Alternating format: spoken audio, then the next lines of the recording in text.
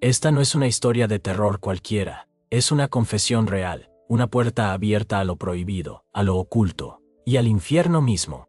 Lo que estás a punto de escuchar cambió mi vida para siempre. Y, te juro, no todos los que entran logran salir. Yo lo hice, pero el precio fue alto. Muy alto. Me llamo Miranda y sí, soy una bruja. No una de cuentos ni de películas. Una real. Una que ha visto cosas que preferirías no imaginar. Y esto me ocurrió justo aquí, en la Ciudad de México. Tenía apenas 18 años, cuando el mundo me mostró su peor cara. Mi padre había muerto años antes y mi madre, bueno, dejó de ser madre desde que se juntó con ese hombre. Mi padrastro. Él fue quien la manipuló para que me echara de casa justo cuando cumplí la mayoría de edad. 2 noches dormí en la calle, 2 noches que parecieron eternas. El hambre, el frío, la soledad. Sentía que iba a morir. Hasta que apareció él, Gregorio. Un hombre que, al principio, parecía un ángel. Me ofreció trabajo, ropa nueva y un pequeño cuarto detrás de su tienda. Por un segundo creí que Dios me había enviado un salvador, pero lo que no sabía es que el verdadero infierno apenas comenzaba. Las primeras noches fueron tranquilas. Yo pensaba que había tenido suerte, que la vida me estaba dando otra oportunidad. Pero una noche, lo vi, de pie en la oscuridad, mirándome mientras dormía. Su mirada no era la de un protector, era la de un depredador. Me observaba sin pudor, sin alma. Me congelé. No dijo nada, solo se rió, y se fue. Desde entonces, vivía con miedo. Me escondía para llorar, para pensar cómo escapar. Sabía que algo peor podía pasar en cualquier momento. Y lo peor es que no tenía a nadie. Ni una amiga ni un familiar. Solo él, y su mirada repugnante cada vez que pasaba cerca. Intenté buscar ayuda, buscar otro trabajo. Incluso estuve a punto de irme con otro hombre. Pero alguien me advirtió, ese tipo está ligado a la trata. Las chicas que van con él, desaparecen. Así que me quedé, prisionera, resignada, hasta que ella apareció. Una mujer desconocida entró a la tienda sin intención de comprar nada. Solo me miró, sonrió, y dijo algo que me heló la sangre y a la vez me devolvió la esperanza.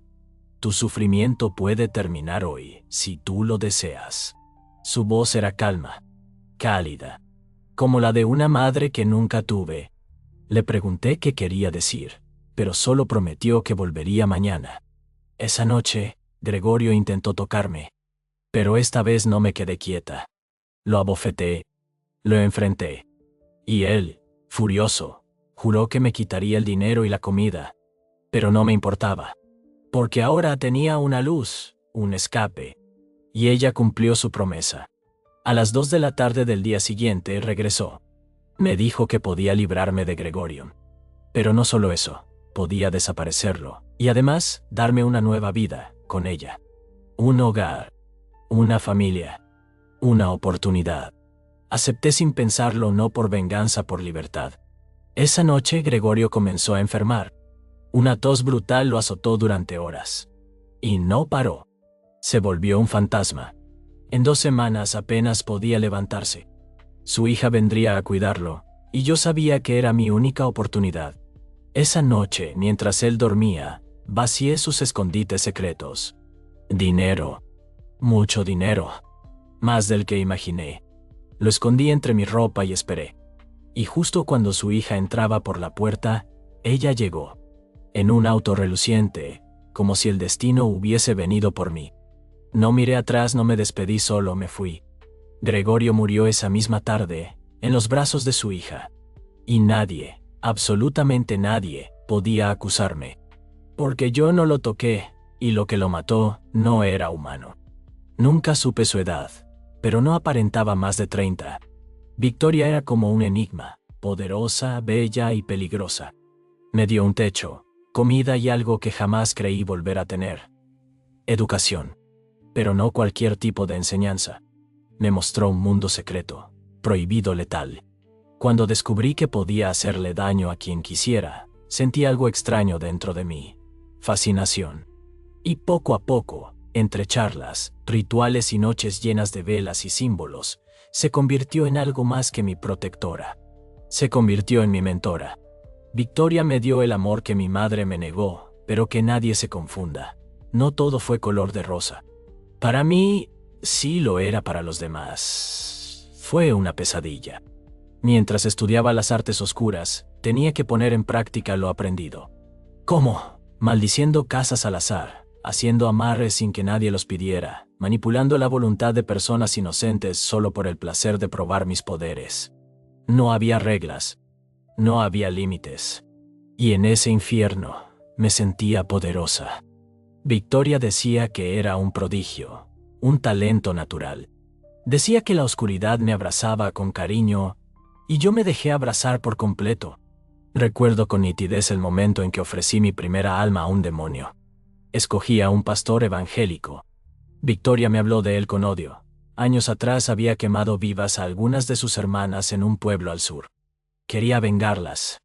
Yo quería impresionarla. Y lo hice. Comencé con 2 maldiciones en su hogar. Una para desatar la ira y los conflictos entre él y su hijo. Y otra para que escucharan voces, lamentos, espectros a toda hora. Las noches se llenaban de gritos, de rezos, de súplicas desesperadas. Victoria y yo nos estacionábamos frente a su casa solo para escucharlos sufrir. Era delicioso. Un éxtasis que solo los que han probado la magia oscura podrían comprender. Finalmente, llegó el acto final. Ofrecí su alma a un demonio de alto rango. No fue una súplica, fue una orden. Y el espectro la obedeció. Esa noche, el demonio entró sigilosamente y con una almohada lo asfixió. Su alma fue arrastrada a los círculos del infierno. Y aún debe estar allí, a menos que Dios, en un acto de misericordia, haya intervenido. Aunque lo dudo. Victoria me miró con orgullo. Por primera vez, sentí que alguien se sentía orgullosa de mí. Pero el destino, como siempre, es cruel con quienes se atreven a desafiarlo. Una mañana noté algo extraño en ella. Estaba inquieta, nerviosa. La energía en la casa había cambiado, y lo peor es que no quería hablar del tema. Me decía que no me preocupara, que no era nada, pero sus ojos decían otra cosa. Algo la estaba acechando. Pensé que era un enemigo, un cliente traicionado. Pero Victoria tenía aliados en todos los niveles, políticos, mafiosos, empresarios oscuros. Ella podía destruir a cualquiera sin lanzar un solo hechizo.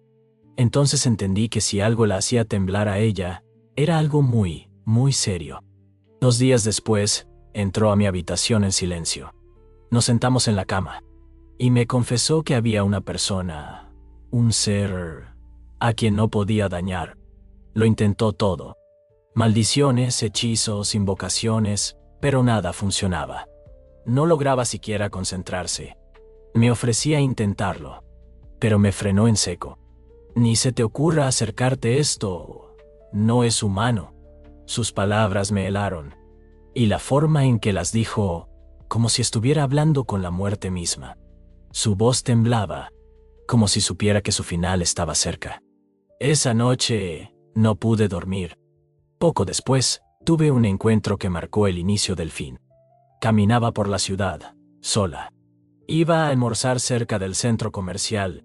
No tomé el auto de Victoria porque aún no sabía conducir bien. El viento soplaba fuerte y entonces lo vi. El sombrero de un anciano voló con la brisa. Cayó justo frente a mí. Se lo devolví, y él me sonrió. Pero luego se inclinó hacia mí y susurró con una voz burlona. Muy pronto, te quedarás sola. Y se echó a reír. Una risa espeluznante, burlona, que me dejó helada. Nadie sabía lo que significaba, pero yo lo sentí. Algo oscuro estaba por venir. No le conté nada a Victoria. No sé por qué. Simplemente no pude. Tal vez por miedo. Tal vez porque, en el fondo, ya lo sabía. Esa noche, durante la cena, ella me habló de su testamento. Lo tenía escrito desde hacía tiempo. No dijo más, pero sus ojos estaban cargados de despedida. Y esa despedida llegó. En plena madrugada, un grito desgarrador me arrancó del sueño. «Victoria», grité corriendo hacia su cuarto. Y ahí la encontré, tendida en su cama con los brazos extendidos, la boca abierta, sin vida. Mi mentora, mi guía, la mujer que me salvó, había muerto. Y lo peor de todo es que su muerte fue solo el principio. Porque lo que vino después fue aún más oscuro. Y esta vez, yo estaba sola. A su lado, sobre la cama, había un sombrero. El mismo sombrero. El del hombre que encontré aquel día en la calle. El que me advirtió, entre risas, que pronto estaría sola. No me quedaba duda. Él la había matado. A la única persona que me había amado, que me enseñó todo. Y lo hizo como nosotras lo hacíamos, sin dejar huellas, sin rastro. Un acto quirúrgico demoníaco. Solo alguien tan poderoso, o incluso más, que mi mentora, pudo haberlo logrado. Y eso me aterraba. Porque yo, por talentosa que fuera, no era Victoria. Llamé a la policía, como si fuera una persona común. También contacté a su familia, que nunca supo de su verdadera identidad como bruja. Hicimos el funeral, luego el sepelio. Nadie cuestionó herencias. Todos asumieron que yo era su hija. Lo sentían, lo creían. Y yo no los corregí. La noche antes del entierro, agotada por todo, me acosté temprano. Pero el descanso no vino. En lugar de sueños, llegaron las risas. Las mismas que escuché de aquel hombre, pero ahora en mi casa.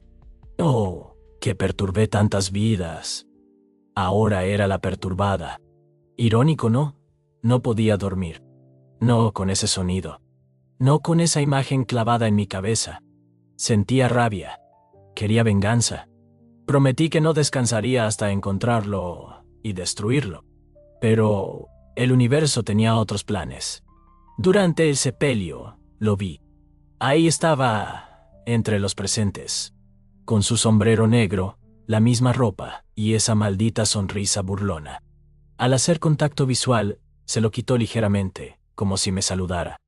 Pero lo que sentí no fue odio. Fue terror. Un miedo puro. Antinatural. Como si mi alma supiera que estaba frente a algo que nunca debí cruzarme en la vida. Mientras caminábamos hacia la tumba de Victoria, mis piernas temblaban. Él se acercó, lentamente, hasta quedar justo a mi lado. «¿Y tú también vas a intentar acabar con el diablo?», me lo dijo sin rodeos. Directo, como quien pregunta si ya comiste hoy. En ese momento supe quién era. No un demonio, no un espíritu. El diablo, el verdadero, el original. Aquel del que incluso los demonios huyen. Aquel con quien ninguna bruja, ni la más poderosa, se atreve a enfrentarse. Sonrió con placer al ver mi rostro descompuesto.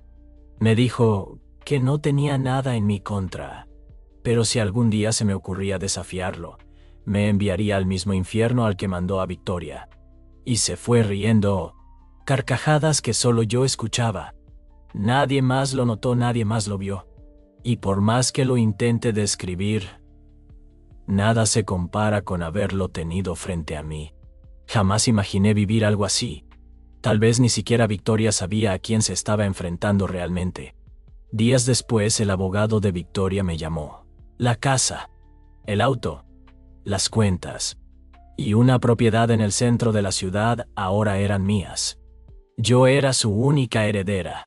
Creí que no sabría qué hacer con tanto poder, pero la verdad es que sí lo supe. Tomé el control de su red de clientes, políticos, figuras del bajo mundo, empresarios sin alma. Como fachada, construí una tienda de artículos esotéricos. Pero ahí también vendía amarres, maldiciones, protección oscura y mucho más. Hoy ya no atiendo. Las brujas que una vez fueron amigas de Victoria, ahora trabajan para mí. Yo solo paso por ahí de vez en cuando a cobrar. Victoria me cambió la vida. Por eso, ya no siento interés por visitar a mi madre biológica.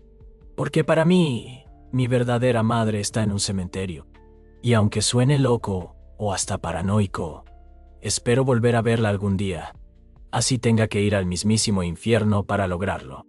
No sé qué me espera. Pero si sé esto, el cielo ya no es una opción para mí. Si llegaste hasta aquí, gracias.